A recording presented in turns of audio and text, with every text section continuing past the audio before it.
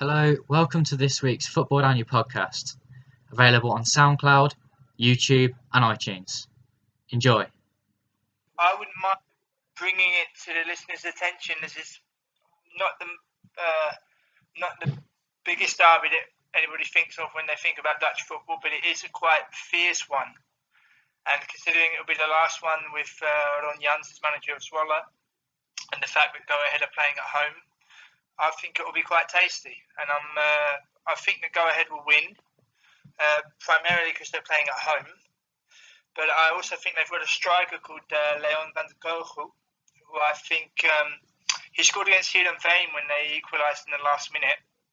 And I think he's due to score this weekend. I've got a feeling he's going to score. So my prediction for that tie is for Go Ahead to win 2-1. My predictions out tomorrow say that I think Go Ahead's going to win. I also agree, I think the home advantage really is going to make a difference, but also the fact that Go Ahead are bottom of the table, and they've had a good peak in form like the last 2 months or so. Played a lot much better football, and I think Peck they're just out of trouble now, just out of sight of the bottom three. It's not done totally, but Ryan Jans has helped turn that around, and I think Go Ahead will be more keen for those 3 points. And I agree with you, James. I think they'll get the 3 points there. Also with Ron Jans, the latest news that he's taken up a position inside the Kuiper Bay for next season, where he's going to be teaching the new generation of managers that sign up to the management course at the Dutch FA. But he stated that he feels it's going to be like a year, in combination with a sabbatical as well. And he also proclaims that he's going to return to management afterwards. So I think it'll be quite interesting. But he stated that he wants to take a break from the daily grind of management to explore other avenues and to become even better in that respect. Yeah, I think he's someone that should feel hard done, because I think he sort of hasn't been noticed, because you think that the Vitesse, the Groningen, the Heerenveen, a lot of Utrecht, a lot of big jobs have come up in the last 3 years, and he hasn't really been mentioned, or he hasn't been approached, given all that he's done with Peck. He won the KNVB Becker, got them into Europe, and I think they've also developed a lot of players, and you guys are saying that Go Ahead will win this weekend. I'm leaning on the side of Peck, because I think I like Django Wamadam, who can play in midfield, he can play in defense, he can also play a left back. He's played all those positions this season. Ajax Loney, I don't think they will have space for him in that squad, but I think sort of your higher level Eredivisie clubs should be really looking at him. Very dynamic player, technically very good. I think he's been good on both sides of the board, tall but also very skillful and creative. And I like the way he sort of moved around Mustafa Semak and Danny Holla. Semak's been playing deeper this season, and as sort of a deeper lying playmaker, and Danny Holla's there. And I think Nikolai Brock-Madsen is also there, and they've already scored more goals in the second half of the season than they have in the first half. And I think you look at the Go Ahead squad, and Daniel Crowley on loan from Arsenal has added something. Chirivella's added something. Elvis Manu has added something, but I don't think they'll have enough to get them over the line. And James mentioned De Coro, and they've also got Sam Hendricks, another player from the Ajax Academy, who last season was scoring goals for fun for the Ajax youth team, and has also scored some this season. But I think Peck are the better side, and I expect them to win the derby, actually. I would actually agree with Shaka there. If you look at Go Ahead, they have improved since January, but have not won in the last 4 games. And I think this game for them, they're looking at this one as 3 points, hopefully to get them off the bottom. Because after this game, they're away to Twente and then they're away to Feyenoord. So that's 6 points they're going to lose out of them games. So this one's crucial for the home side. But I do think Peck have a bit more quality, especially in midfield with Lewis and Boy back from Juventus. I think he adds something that they were missing earlier in the season since he's returned in January. I think they'll have the edge. I see what you're both saying, Xhaka and Michael, but I still disagree because Peck were awful against Willem II last weekend, and it's almost as though they felt the business was done. This might be the right game to maybe turn around that form because it's a big derby and they want to switch on for that, like they have in the months previous to this. But against Willem II, Ryan Jans was ringing the changes at half time because he just wasn't happy with what he saw, understandably so. They were insipid. It was an awful performance. I think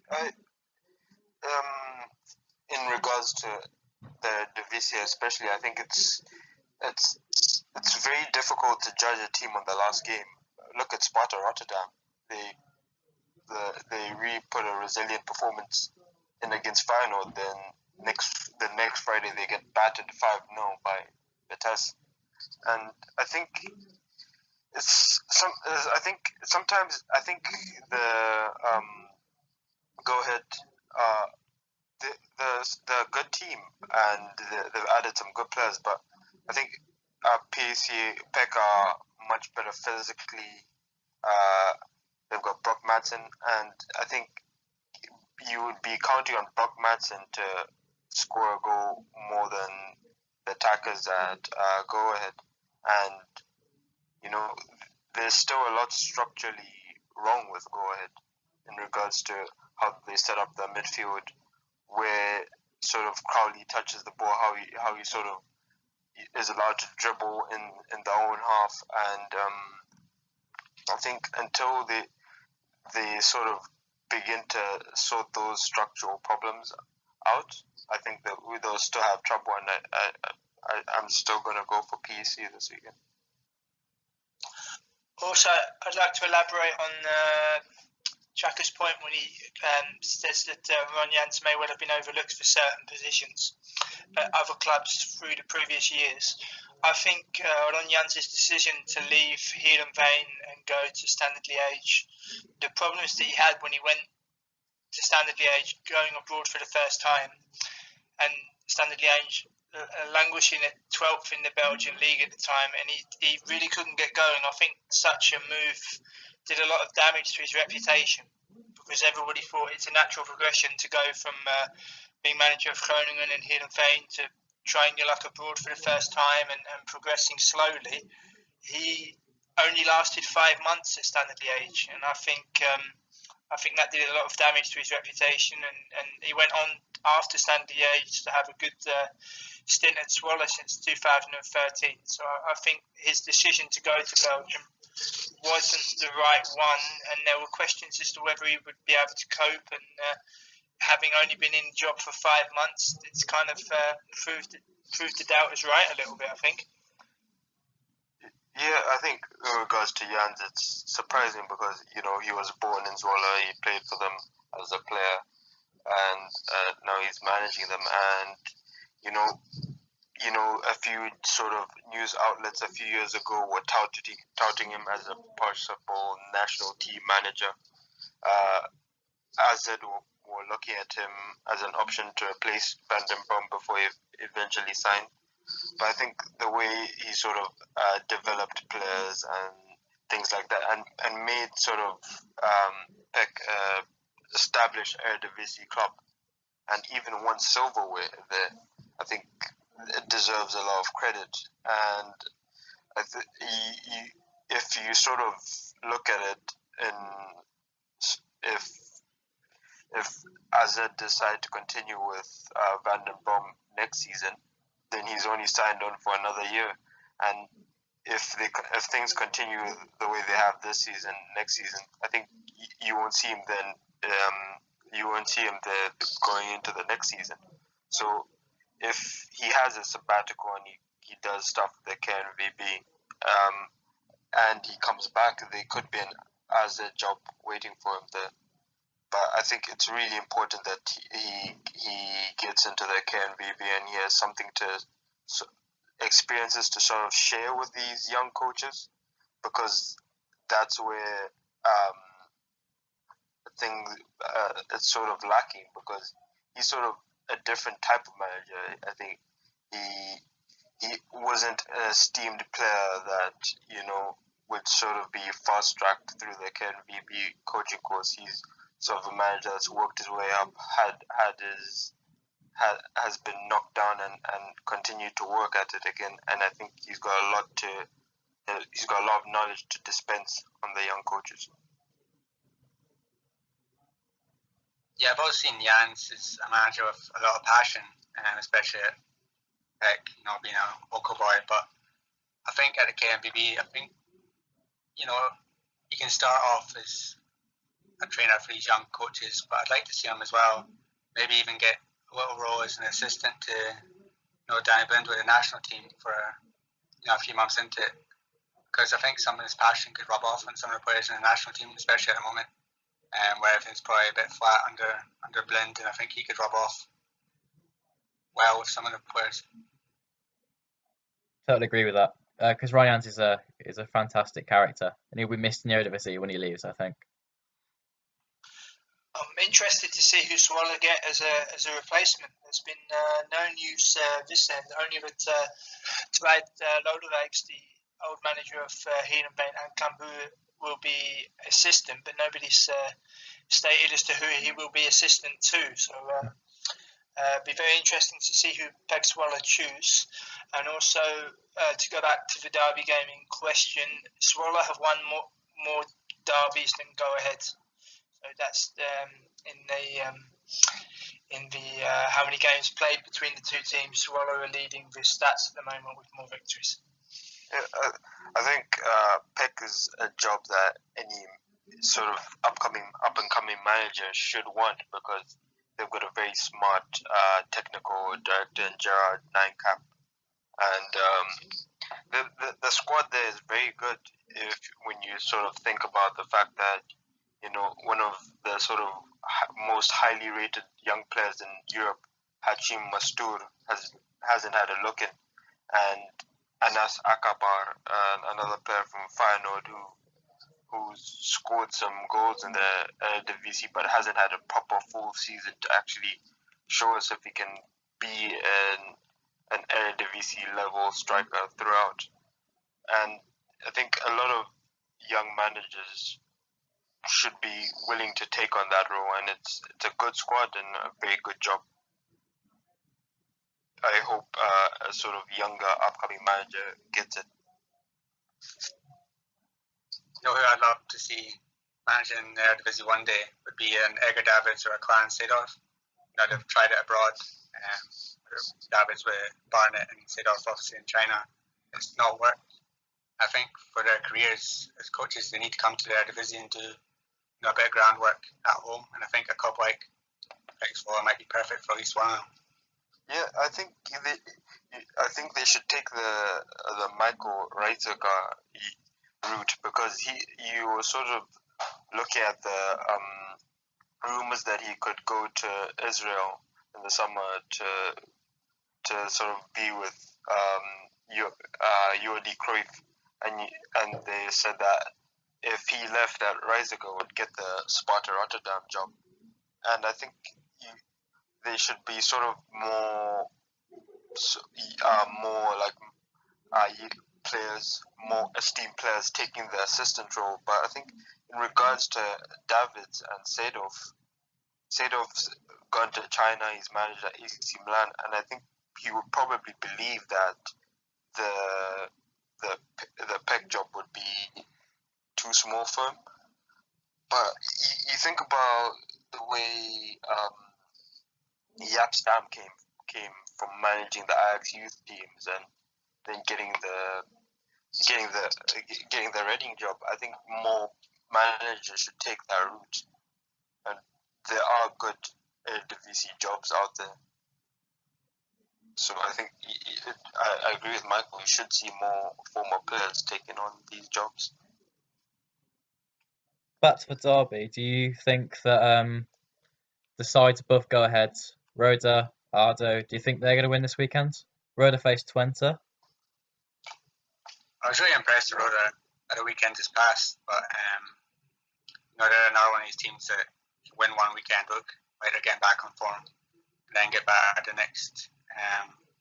Roda are still one of my tips to go down. I think the biggest team that's in trouble is Excelsior.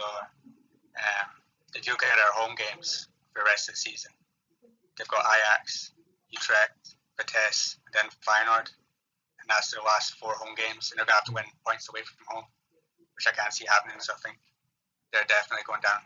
And it's just, if go ahead, one of my other choices is between the Rodas, maybe possibly the NACs, and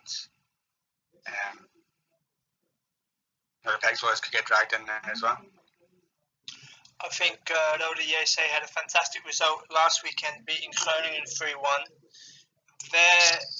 Their home advantage they have, where they managed to pick up a point here and there. I mean, you've got to remember with Roda JC as well, they've drawn 11 games this season. They may well have only won 4, but they've drawn 11 games. If they could have turned some of those draws into wins, they wouldn't be in the relegation zone at the moment. I don't think it's completely out of the question that Roda may well sneak a draw at home to Twente, purely because they're at home. And I still think that Sparta Rotterdam is still in the relegation picture, but Excelsior have a habit in recent years of always picking up points towards the end of the season, which people don't really expect, which sees them completely out of the woods, i.e. winning a home game against a team where you wouldn't necessarily give them a chance. So, but I definitely think that the Swallow are creeping away. I can't see LSA Nijmegen coming into the picture. I think they have enough to stay out of it. So I definitely think it's between Go Ahead, Ardo, Roda, and Excelsior and Sparta for me. Yeah, I agree with you, James. I think Sparta might well be dragged into the bottom 3, and I can't see it actually completely out of the picture that Groningen will end up back in that picture.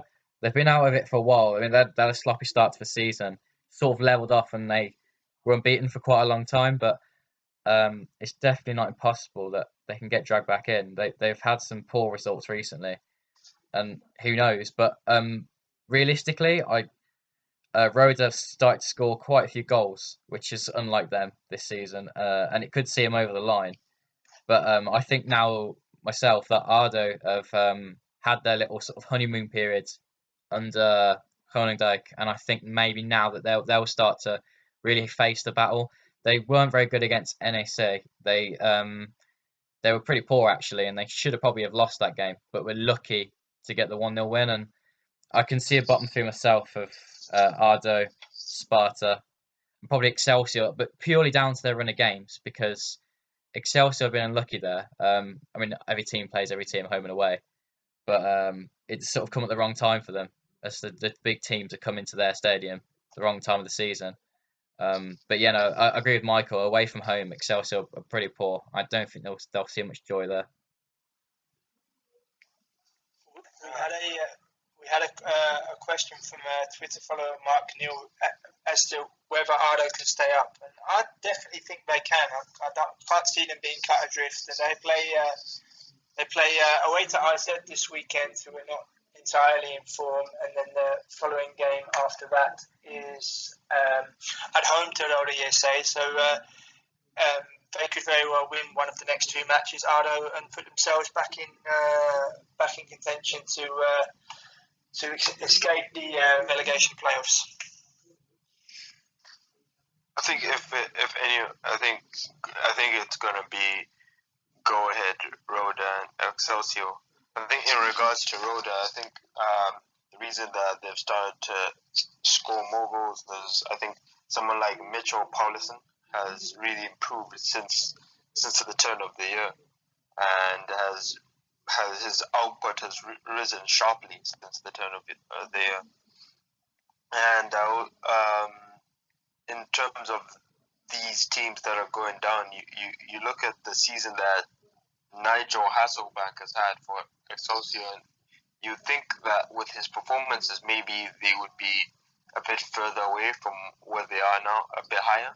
But it just shows you how poor the rest of the team has been, that they're still down there.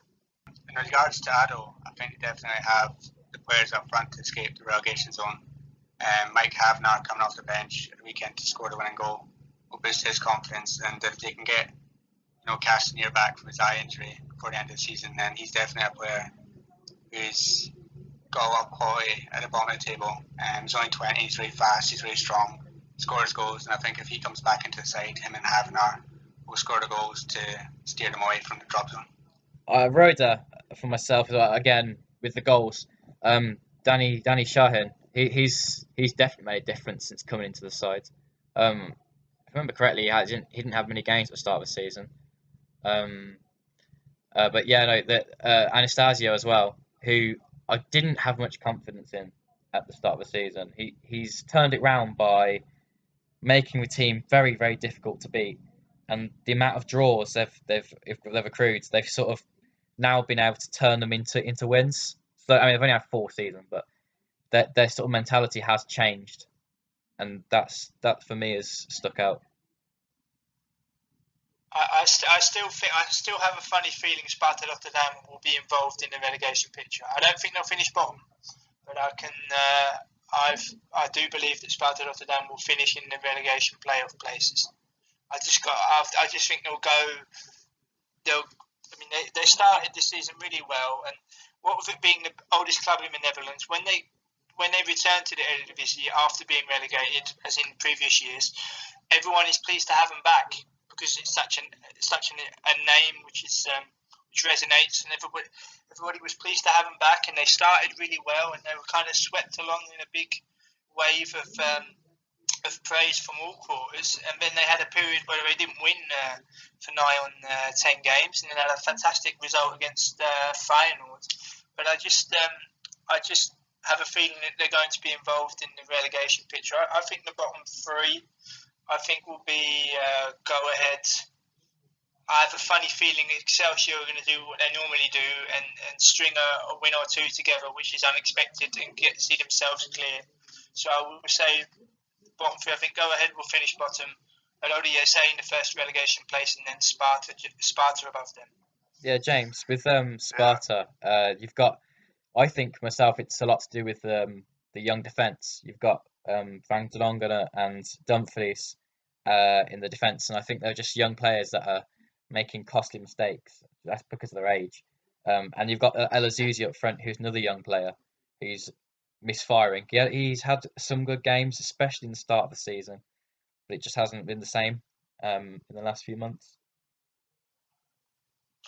Yeah, Michael, you took the words out of my mouth there. In the defense, they've got 18 and 19 and 20-year-olds in the back 4, and Dumfries and Florinus have been good at times, and they've got a lot of potential to be good fullbacks. But I think signing all these young players together, I think Van Drongelen didn't start the season at centre back. He was playing out on the left. It's really not helped them, and the subtle things where you see where you would believe that Alex Pastor is a really good manager, and certain people in Dutch football believe that he's a really talented manager, but I think it's just some decisions that are made, and Pogba is one of sort of the most effective players.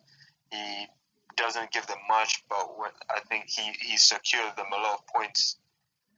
He scored a last-minute header against AZ to level the game. He scored that early header against Feyenoord to win that game. So I think he needs to make some better decisions with his lineup and his approach to games.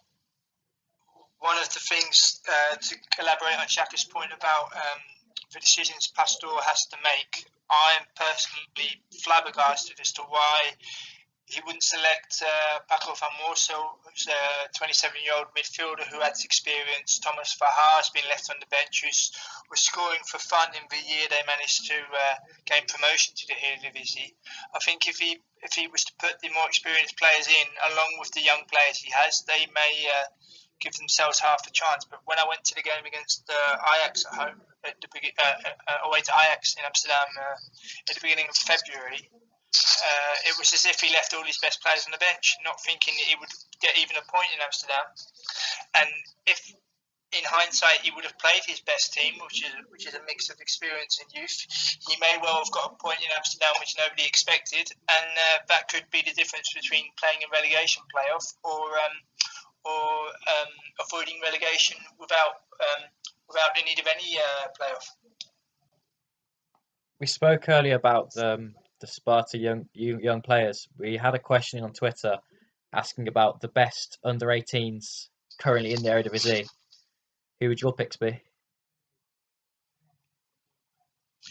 I would say Matthijs de Ligt van Ajax is doing very well. He came on as a sub at home to FC Twente last Sunday. He also played in the away leg in Copenhagen, and he's extremely young.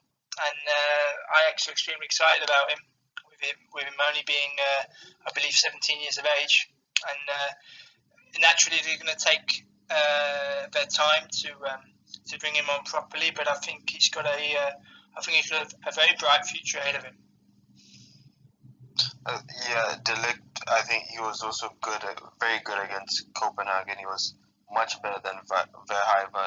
It looked like Verhaar was a 17-year-old, and De Ligt was the 26-year-old.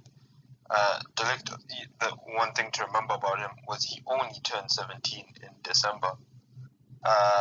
Justin Kluivert is also a good young player there, and if you look, and not particularly in the Eredivisie, but in the youth leagues in Holland,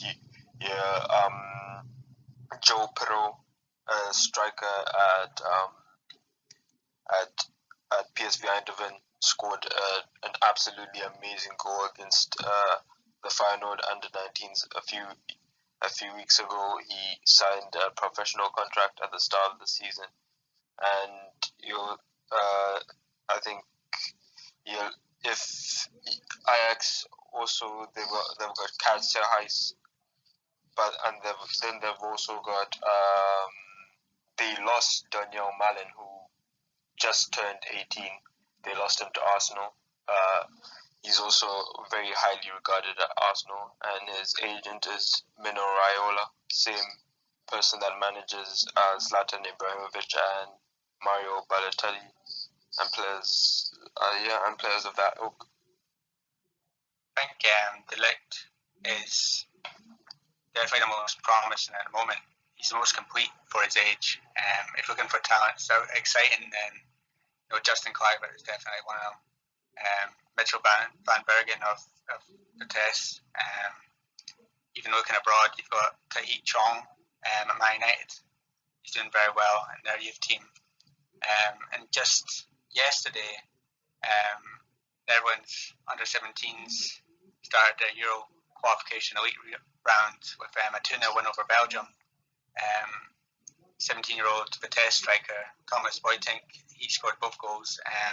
He's very highly rated in Arnhem, and he's already been linked with Chelsea, Liverpool, Man United. He's definitely one to look out for in the next few years, as well as Ajax have obviously got a few in their youth team. Radan, who's recently linked to Man United, and they've got a midfielder, Karel Eiting, who's playing the youth league this year, and he's made his young Ajax debut in the Eredivisie, and I think he's got a big talent. He's a big talent as well, and he's got a big future. I think, and a player that's 18 that's regularly forgotten, but that's played very regularly this season, and is also quite complete for his age, is Justin Hoogma at Heracles. Very tall, lanky, technically skilled defender who Stegman has given a lot of game time this season, and I think the CIES said that he had played sort of near the highest amount of games for a teenager in Europe this season, and he would definitely be someone to look forward to going forward. We had another question in from someone who asked about Adam Maher and Klaas-Jan Huntelaar's Netherlands prospects of getting back into the squad.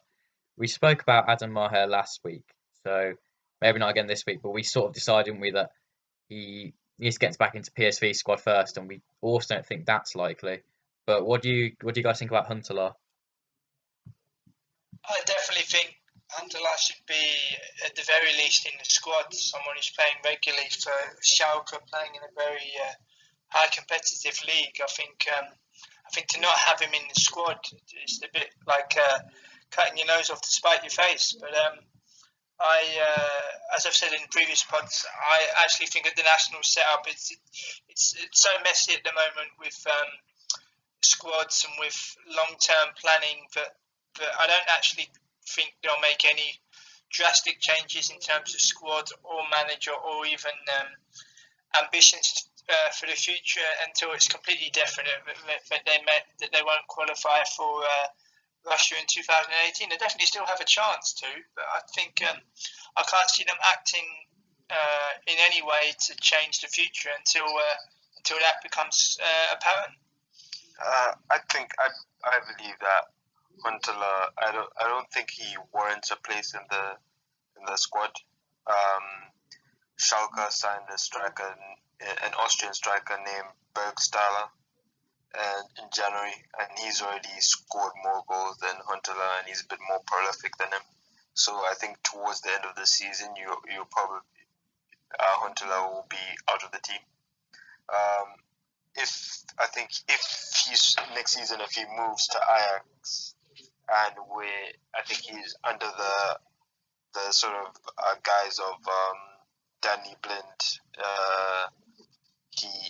If Boz rotates with Dolberg, I think you could see him probably get back into the national team side.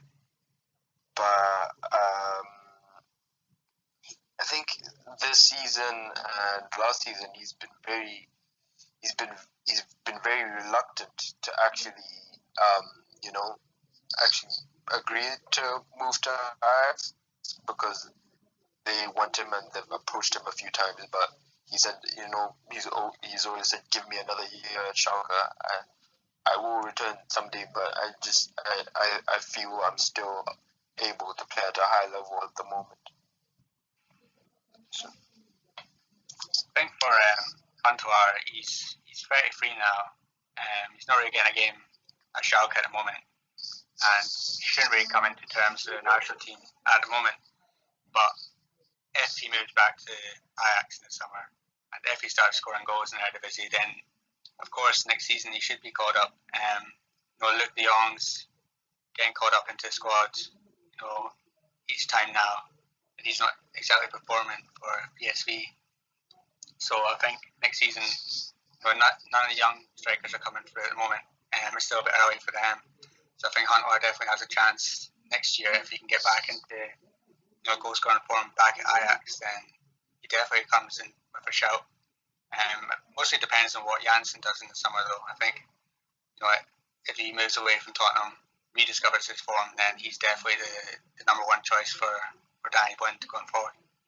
We've seen Jurgen Locadia shifted out to left wing for PSV.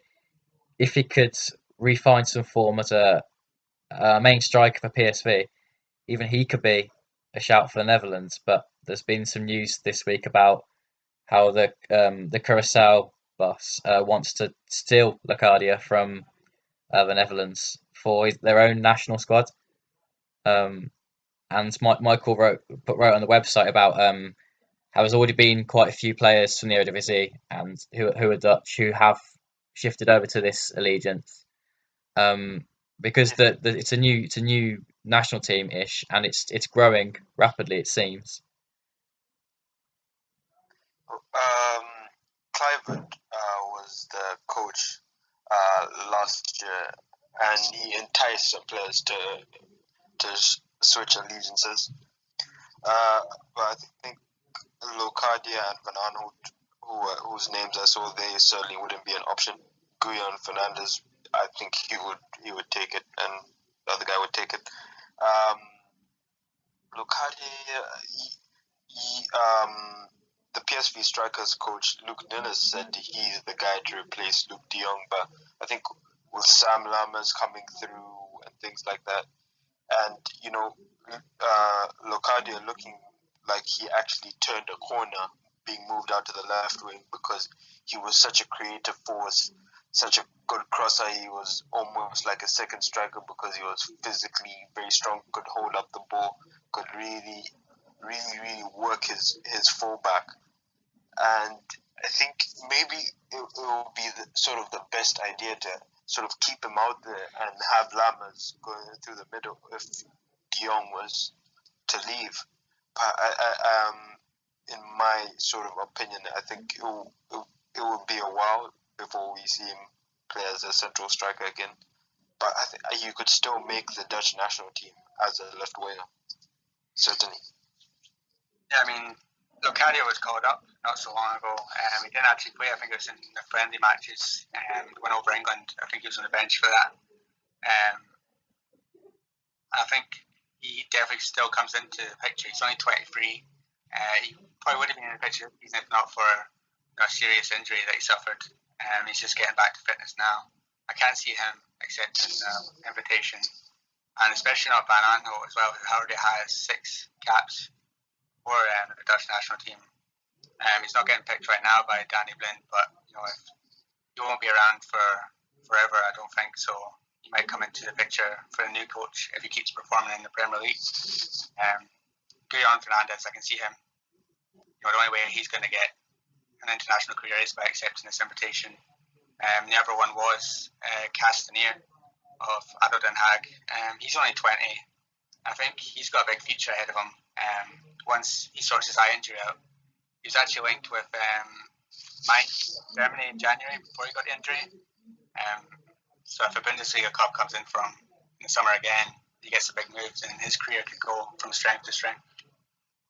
I think one factor in the choice of the players to switch their allegiance may well be, do they feel that Danny Blind is actually keeping an eye on them or having them under consideration? To give you an example, Hakim Ziyech, who now represents Morocco, was eligible to play for the Netherlands. There was no contact between Blind as regards to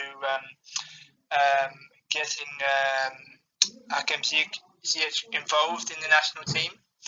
Ziyech obviously found this frustrating and decided to choose to play for Morocco.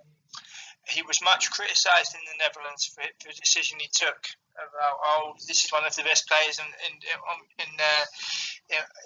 in the Netherlands, why has he switched to Morocco? But I personally believe he switched because he felt it was the right decision. But I also think playing a part in his decision was he felt that he was being overlooked by a manager who wasn't going to give him the opportunity to progress within the national setup, and he had to do what was right for him. So I think one point for the players who are maybe considering switching their allegiance in this case would be, do they feel that Blind is going to pay attention to even have them in consideration in the future? I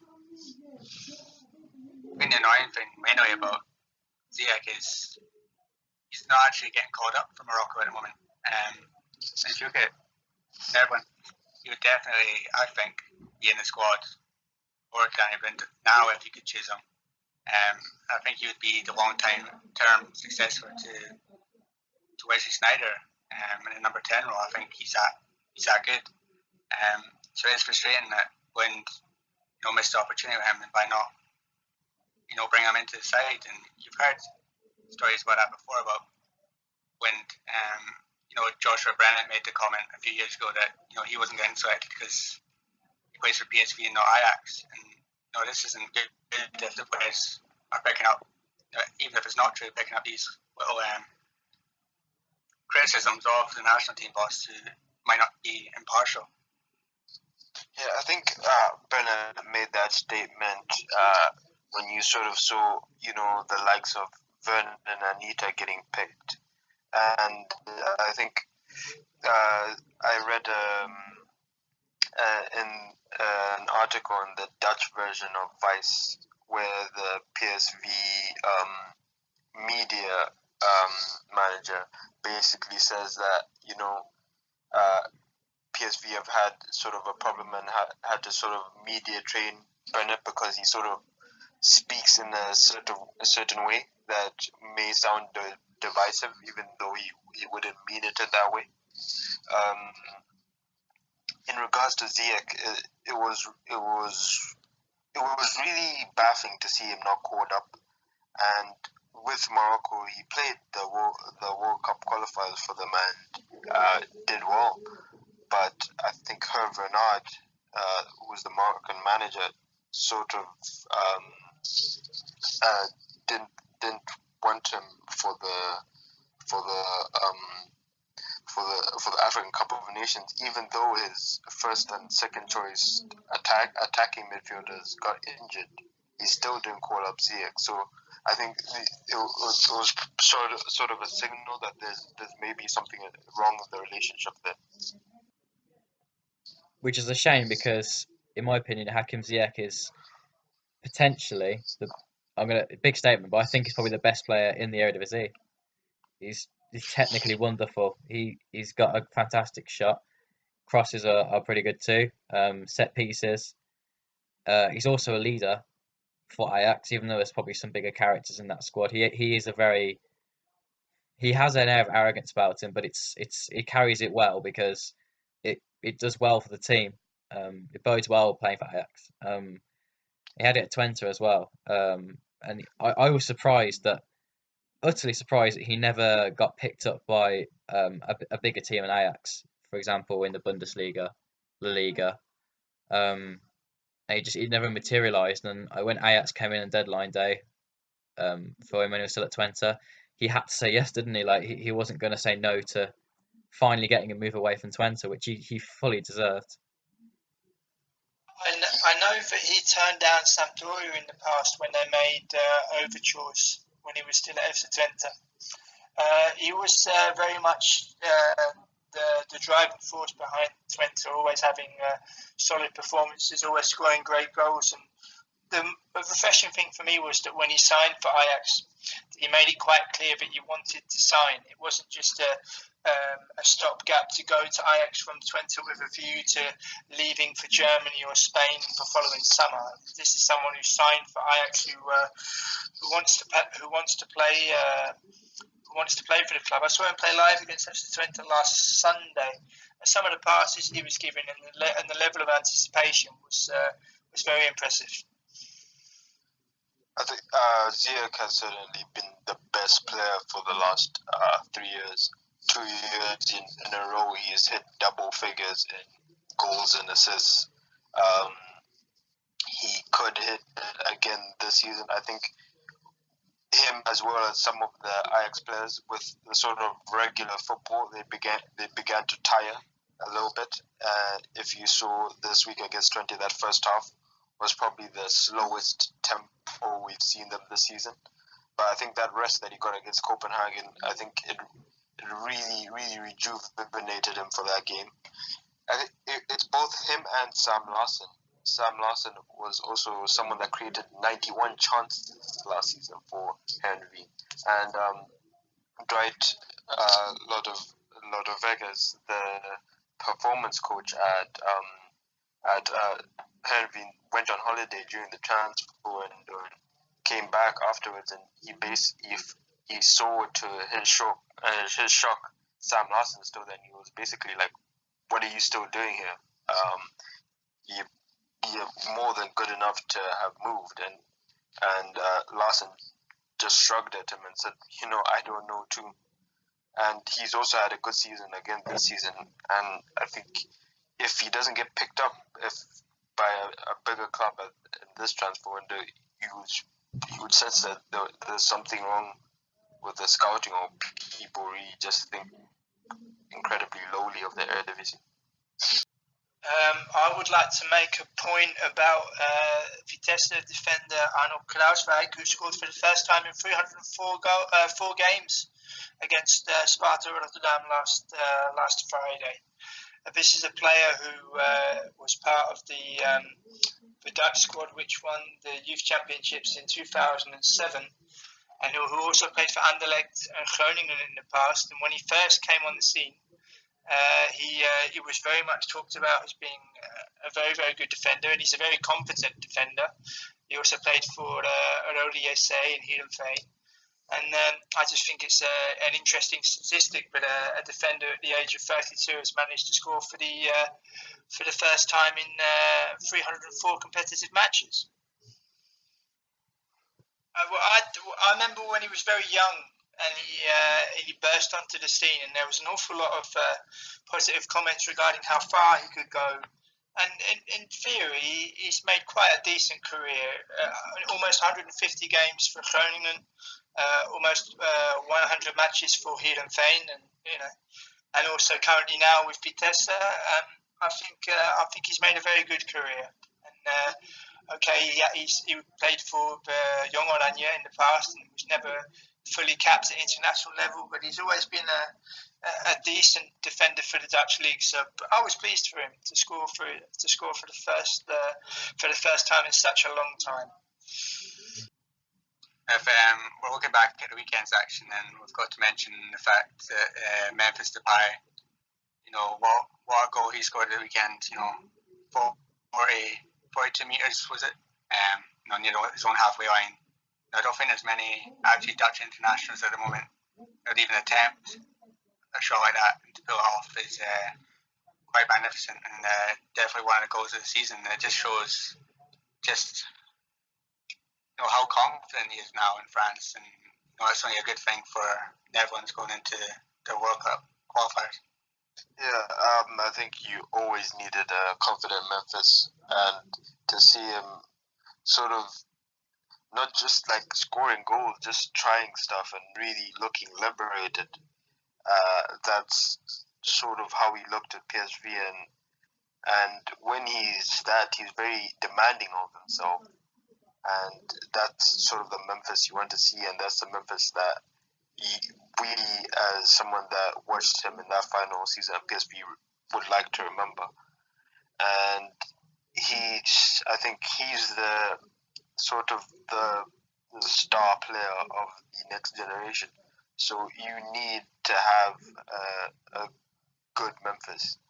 He can't just fall off like Ryan Babel, Royston Drenthe, or Elia hasn't had the career that we once thought he would have. And maybe that's due to injury at Juventus, but you need a good Memphis, and it's good to see him getting back to that level. Yeah, it's incredible how football is simply a game of confidence, because he started at Lyon and he had some pretty poor games. That was at one where the newspaper ranked him as a 2 out of 10 for his performance in one match, and then just how he just suddenly burst out with all his confidence and can now score from the halfway line. He would never have tried that in his first Lyon game or second, third game. Thinking our news story from today, former Netherlands boss Bert van Marwijk came out with an interesting comment that if asked to choose between Bas Dost or Vincent Janssen to start up front for Netherlands against Bulgaria, he actually picked neither and wants Holland to go for Quincy Promes through the middle, with Memphis Depay on the left and Arjen Robben on the right. Go for speed against Bulgaria. I think it's an interesting view given Janssen's struggles at the moment and Bas Dost. Promes has played that position at Spartak, but I think with the sort of structure of Netherlands midfield and how disjointed it sometimes is. You need that option to go direct. You need that option in the air. You need that option to hold the ball up, and that's why you would sort of need a Janssen or Dust figure, and that's why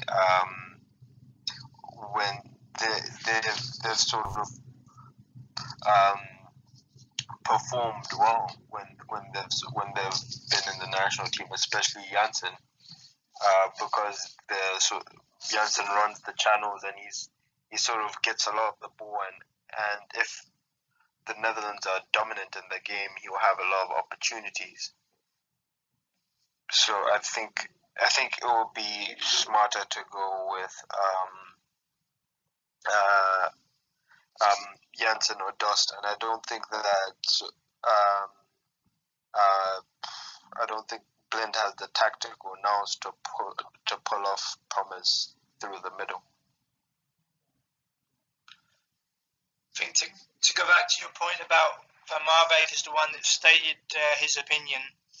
I interviewed Luigi Bedouns last October, and Luigi Bedouns was telling me that during his time at Feyenoord, Van Marwijk is the best coach he's ever played for in terms of his man management and being accessible, and even the training sessions. So I think it just shows the difference that even now, if Van Marwijk was manager of the national team again, for example, there would be a lot more charisma in the international setup than what there currently is.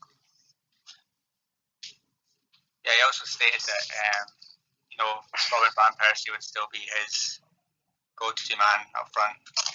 Robin van Persie,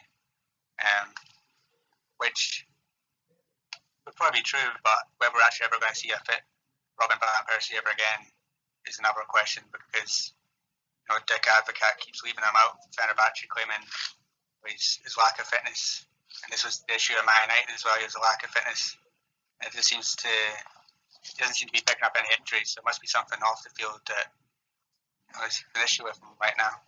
I just wanted to make one final point, if I may, and plug to the listeners about the Jeroen van der Lelen interview, because it's arguably the biggest club we've had, especially in the Netherlands, so far in the interview series. And it was a very enjoyable interview. It was very well received by the staff at the training ground in Hengelo. And just look forward to the next one, really. Just pleased to build things up slowly and surely. And I think to have FC Twente on the CV and on the site is a very good sign.